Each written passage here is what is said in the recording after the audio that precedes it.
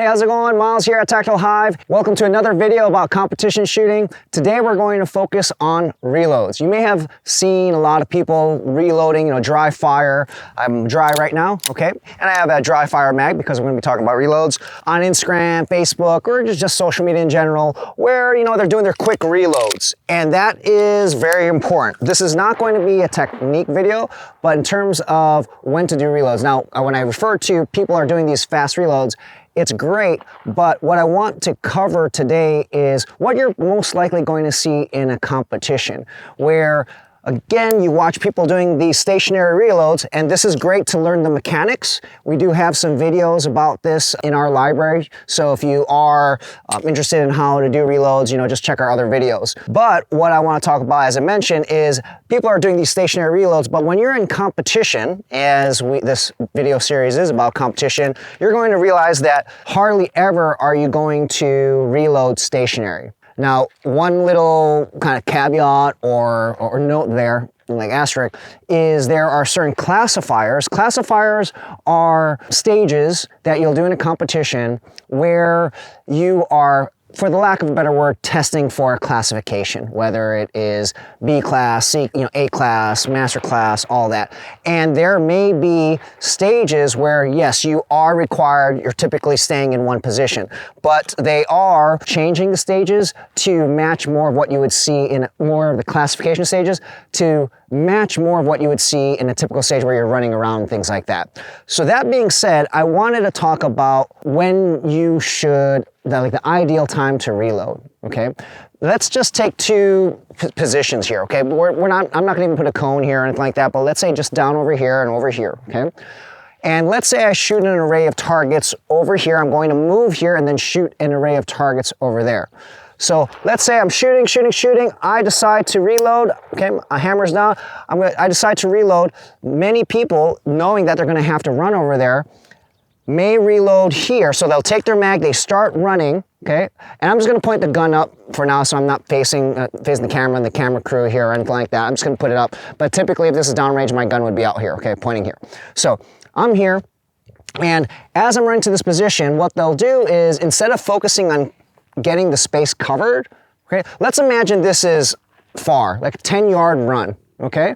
Although we're not doing that round, but let's just pretend it's 10 yards. So they're going to reload, they'll grab their fresh mag and start reloading over here, okay?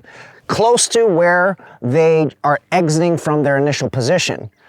So instead of doing that, learned this from JJ Racaza, instead of doing that, an alternative is to run first. So you can release your mag, okay? You can drop your mag. So let's pretend this, drop the mag after you finish this array of targets. Then as you're running, focus on running and covering that space. Grab the mag. And then as you get into your position, insert the mag and then take your shots. This way you are covering that distance, focused on that by sprinting and really running quick, and don't worry about the reload, just eject the mag, okay, release the mag.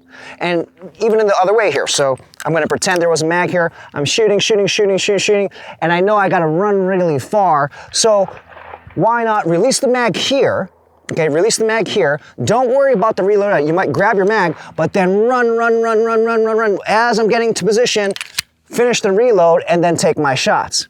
That way you can be quicker because you are not trying to run.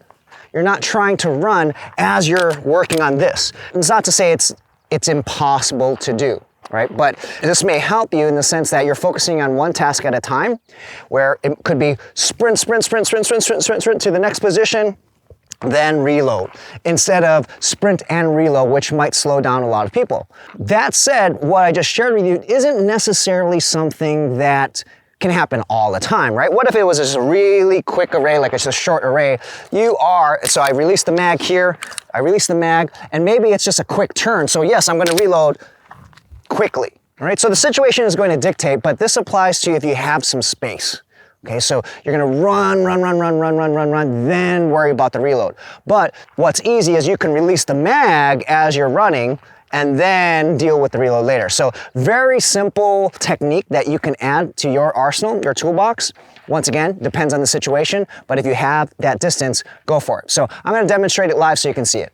All right, I'm gonna demonstrate this live. The first time what I'm going to do is engage a target over here, one of the furthest steel plate. Then I'm going to engage another target. I'm gonna run into this position over there, then engage the target. What I'm going to have to do is speed reload. The first iteration, I am going to try to do the reload right away, and then the second one, I will reload when I get into the position. All right, so this is how it's going to look right here.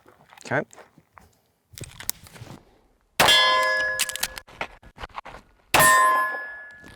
All right, so that's one where I am completing the reload where I started. Next, I'm going to release the mag, run into position, and then reload over there.